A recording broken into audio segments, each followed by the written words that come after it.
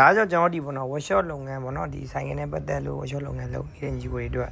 ပြောချင်တာပေါ့နော်ဟိုဒီလို list လေးထုတ်ပြီးတော့ကျွန်တော်တို့အောက်က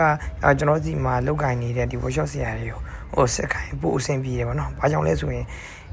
မမားတော့ဘောနော်ဥမာဘိန်းစစ်ပြီဆိုရင်ဒီစကူထုတ်လိုက်မင်းဒါလိုက်စစ်ပြီးရင်ကိုကတော့ပြန်ချက်ပေါ့နော်အဲ့လိုပုံစံလေးဒါအကျဉ်းညံပြီးတာပေါ့နော်ဒါကလေးတို့ကျွန်တော်ထုတ်ခိုင်းနေနေတာပြီးတော့ဒီကောင်းဆိုရင်လည်းဒါလီလန်ဘိန်းပေါ့နော်မဘိန်းဘယ်လောက်တက်လဲနှစ်တလုံးအစားကြည့်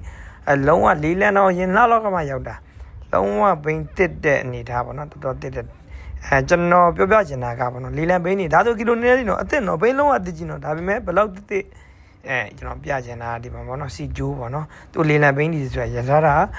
ကြာတဲ့ခါကျရင်စီဂျိုးတက်တယ်ပေါ့နော်အဲ့ချိုးက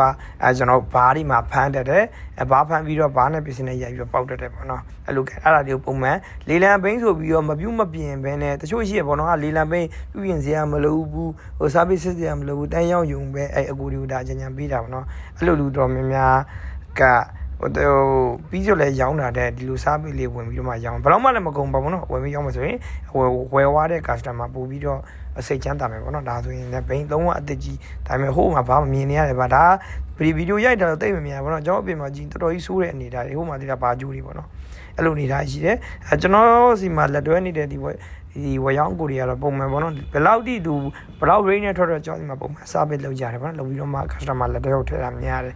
ဒါကနဲ့ဒါဘိန်းတော့ဒီမှာဒီဘိန်းတို့တော်တော်ချွဲတာ2024နဲ့တော်တော်2024 23 24လားမသိဘူးတော်တော်ချောပါတယ်ဘိန်းကတော်တော်လေးကိုလည်းမိုက်ပါတယ်ဒါပေမဲ့စားပေးဆိုတာလိုအပ်တဲ့အကြောင်းပြောပြတာပါကဲအားလုံးကြည့်တင်ပါတယ်